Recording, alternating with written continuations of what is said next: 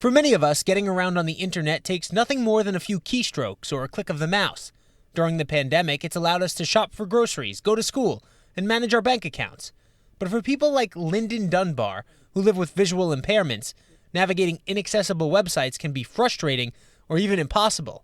Something we all take for granted, like checking out online, isn't always easy. Where a button may not be labeled properly, and I don't know if I'm canceling an order or if I'm completing an order, right? Right now, Dunbar estimates that only about 10 or 20% of websites are accessible for people with disabilities. Accessible main menu button. But companies like AudioEye are trying to change that.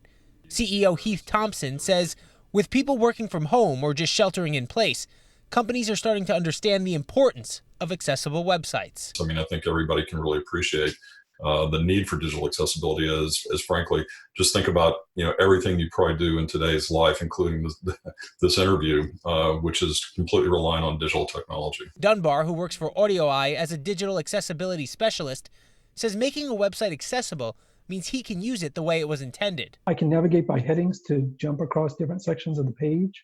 When I come across an image, there's a description of the image. Completing a form, the form fields actually have labels to them, right? And I know what I'm inputting into certain fields. And companies without compliant websites could find themselves in legal trouble. Courts have ruled that the internet is covered under the Americans with Disabilities Act. Former California Congressman Tony Coelho helped author the bill before it was passed. Today, he sits on the board for AudioEye. So in effect, the Supreme Court has ruled that the ADA is applicable to the internet. That's a huge success for us.